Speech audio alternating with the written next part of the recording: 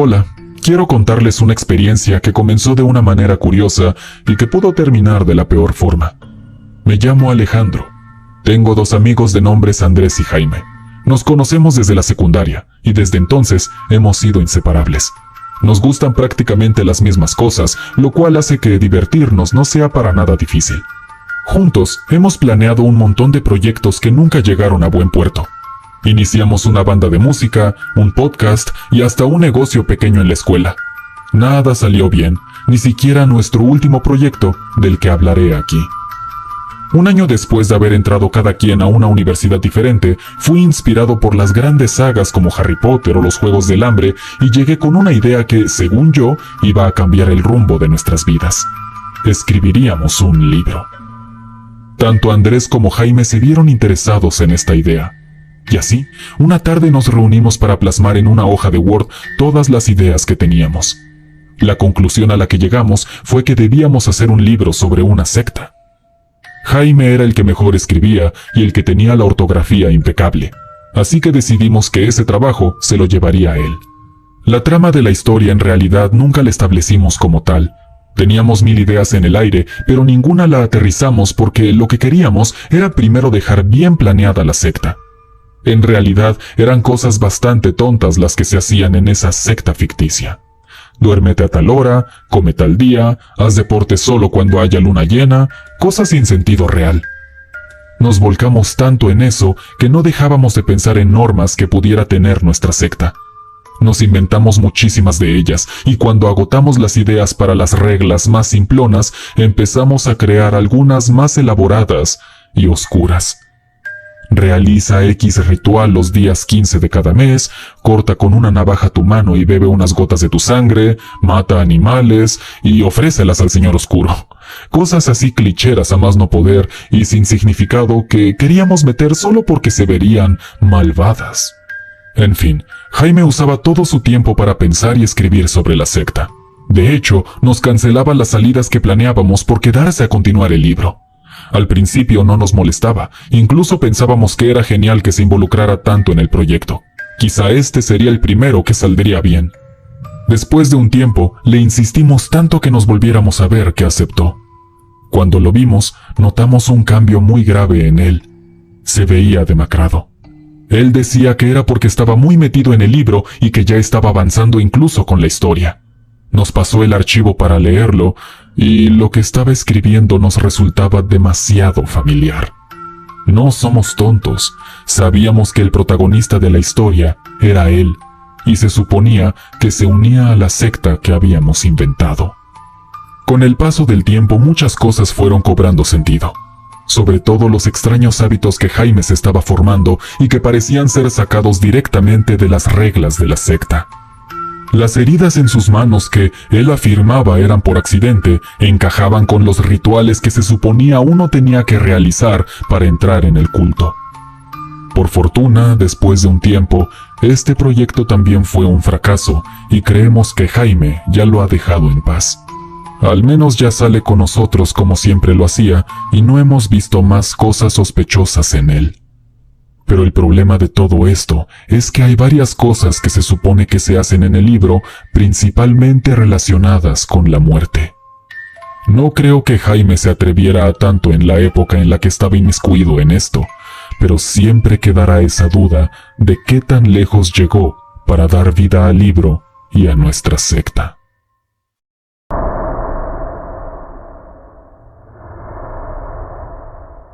Buen día. Me llamo Alejandro González, originario de Buenos Aires, Argentina. Quiero contarles una experiencia que tuve cuando vivía ahí hace un par de años. Para ser sincero, fue una aterradora aventura que deseé no volver a vivir, pero que desde el primer segundo me llamó muchísimo la atención y pareció una buena idea. Pero bueno, no nos adelantemos. Todo comenzó de la manera más sencilla. Venía trotando por el Parque Sarmiento un sábado por la mañana. Disfruto mucho salir a correr mientras veo la naturaleza, y este parque queda cerca de mi casa, así que es un lugar perfecto para satisfacer este gusto. En cierto momento llegué a ver que había un grupo de personas sobre el pasto haciendo yoga. Siempre me llamó la atención esta actividad porque la encontraba relajante, aunque nunca la había practicado extensamente. Así que me acerqué a ellos para pedirles información y ver si me podía unir. La persona encargada era una mujer de unos 50 años con un muy buen cuerpo. Esperé a que terminaran y me acerqué. Muy amablemente me dijo que venía normalmente entre semana, los viernes, pero que por cuestiones de tiempo tuvieron que venir por única ocasión en sábado. Su voz era tan tranquila, demostraba mucha paz. Me cautivó desde el primer segundo, así que le dije con entusiasmo que vendría el viernes. Y así fue. Estuve asistiendo durante 5 semanas seguidas. Al principio me resultó difícil completar los ejercicios, porque, bueno, es que no es fácil hacer yoga, pero me llenaba de mucha energía y alegría. Sin embargo, al final de cada sesión, hacíamos una actividad más y que resultó ser fascinante para mí. Jamás había experimentado lo que esto me hacía sentir. Practicábamos meditación.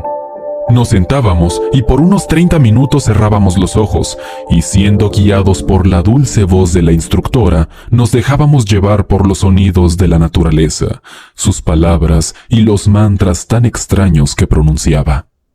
Me sentía hipnotizado. No puedo describir lo impresionante que es. Te deja increíblemente relajado. Después de las primeras 5 semanas que estuve ahí, la instructora habló conmigo a solas. Antes de soltarme la bomba con la que venía, me dijo que no me asustara, lo cual, lejos de no asustarme, me puso muy en alerta. Me mencionó su secta, o como ella dice, su grupo espiritual. Me aseguró que no es como la de muchos locos que solo quieren el dinero de las personas o que los obligan a hacer cosas atroces, sino todo lo contrario. Entrar y permanecer es totalmente gratis. Lo único que se busca aquí es la tranquilidad y la iluminación interior, lo que sea que eso signifique. Dicen que son un grupo de personas sanas que quieren un mundo mejor y que piensan conseguirlo en base a la paz que ellos mismos profesan y ponen en práctica. Acepté. No sé bien por qué lo hice. Ciertamente sus métodos me parecían maravillosos y relajantes, pero de eso a querer entrar en una secta había un largo camino. Como sea, para no hacer la historia larga, la instructora me dijo que hay varios niveles en su grupo espiritual. Aquellos que hacíamos yoga y meditación estábamos en la base, y conforme fuéramos subiendo, se nos enseñarían métodos más avanzados para encontrar la iluminación interior. Yo fui avanzando a través de todos esos niveles sin mucho esfuerzo. Parece que tenía una habilidad nata para relajarme. Me hipnotizaron, me llevaron a vidas pasadas, una experiencia muy impresionante por cierto, fui a retiros espirituales y muchas cosas más. Finalmente había llegado al antepenúltimo nivel. En este sería yo el maestro de muchos otros alumnos en busca de la iluminación. Pero para ello, me llevarían con la líder de la secta, quien me evaluaría a través de una simple plática. Fue mi instructora quien me llevó y acompañó al hogar de la líder. Y aquí es donde, sin saberlo, vi las cosas más infames de mi vida. La casa era enorme, pero en serio muy grande. Supongo que esta persona es millonaria o algo así. Las ventanas del piso inferior están totalmente tapadas, por lo que muy poca luz logra filtrarse. Solo entrar me vi envuelto en una oscuridad casi total. Frente a mí había un largo pasillo. A los lados, a una distancia de unos 5 metros entre cada una, había extrañas estatuas con forma humana en posiciones de yoga. Estaban tapadas con mantas negras y las caras se encontraban tapadas con máscaras blancas. Encima de cada estatua había una luz blanca iluminándolas. Me dieron escalofríos. Caminamos por el pasillo hasta llegar a unas escaleras. Subimos, pasamos por otros pasillos y llegamos con la líder. Era una anciana muy bien vestida. Con toda la tranquilidad y amabilidad del mundo platicó conmigo y se vio muy entusiasmada con que yo fuera uno de sus instructores. Yo sinceramente estaba contento, pero sobre todo impaciente por seguir subiendo puestos. Deseaba saber qué pasaba al final. Cuando terminó nuestra junta, bajamos las escaleras mi instructora y yo. Recuerdo que en este momento, ella vio una de las estatuas, suspiró y dijo que no sabía si sería capaz de lograr subir al siguiente nivel. Le pregunté por qué y me señaló a una de las estatuas.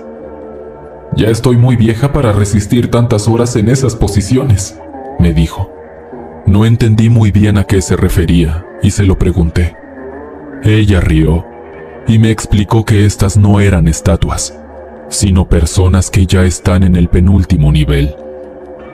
No fue sino hasta ese momento que vi que la estatua temblaba y respiraba. Su pecho subía y bajaba. El corazón casi se me sale.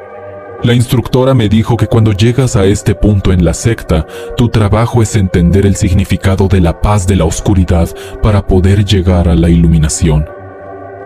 Debes permanecer horas en la misma posición para fundirte con la tranquilidad y el silencio. En ese momento me dio un terror enorme, pero no se lo dije. Salimos de la casa, cada quien nos fuimos por nuestro camino, y ellos nunca me volvieron a ver. No pensaba llegar a ese punto de locura y meditación entre comillas. Como dato curioso, antes de despedirnos, le pregunté a mi instructora qué era lo que pasaba en el último nivel, y me dice que nadie lo sabe. Que las poquísimas personas que llegan ahí no se vuelven a ver. Ella asegura que son enviadas a otros países para encontrar el último peldaño antes de la iluminación interior y la paz absoluta. Pero algo me dice que a lo que ellos se refieren es que la muerte es la máxima expresión de tranquilidad. Actualmente ya no vivo en mi país de origen, tanto como por seguridad como por comodidad. Aunque sí pasé buenos momentos con este grupo espiritual, no voy a negar que fue más el terror que me hicieron sentir al final.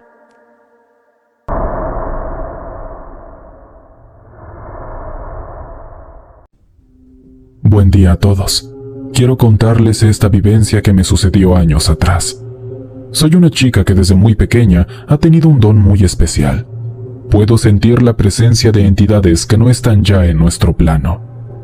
Pero antes no podía verlas ni hablar con ellas.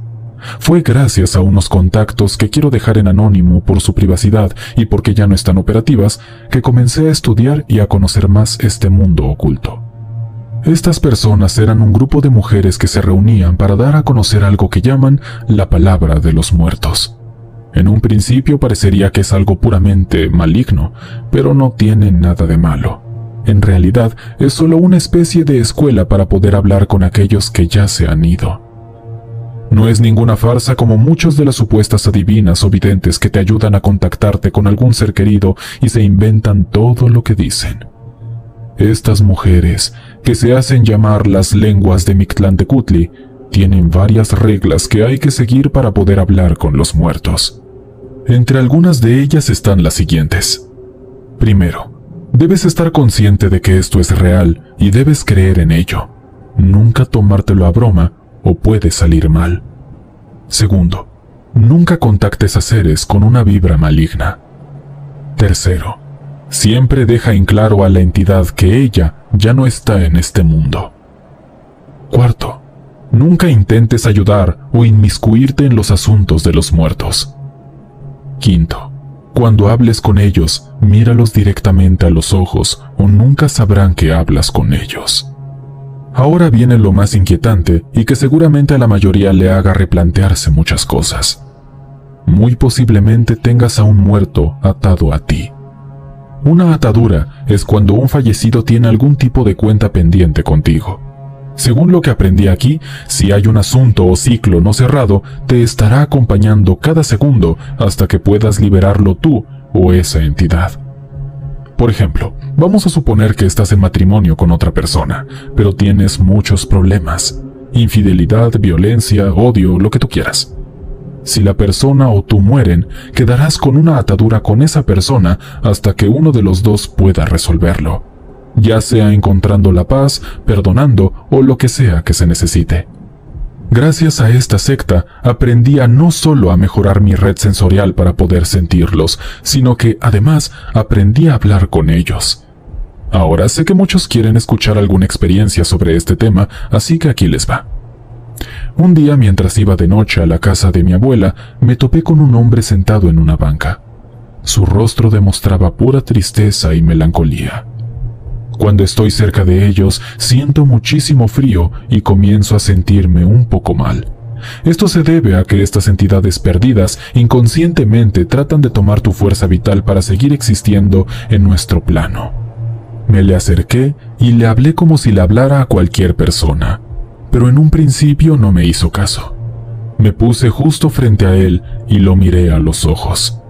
Mentiría si te dijera que no tenía miedo en ese momento, pero tarde o temprano debía poner en práctica lo que aprendí con las lenguas de Mictlantecutli. Cuando se dio cuenta de que me dirigía a él, abrió la boca, pero no emitió ninguna palabra, solo pensamientos. Parecía que estaba hablando, pero no podía escuchar nada, solo sentirlo. Sentía su frustración y melancolía. Algo muy malo pasaba con él. Pude entender algo de que abandonó a su esposa e hijo y se sentía terrible por hacerlo. Como ya viste en las reglas, nunca debes inmiscuirte en sus asuntos, así que solo le agradecí su tiempo y me fui. Para ese instante yo estaba temblando, pues sabía que por fin había tenido un contacto real con uno de ellos. Como muchos grupos que se forman, las lenguas de Mictlantecutli no duraron tanto.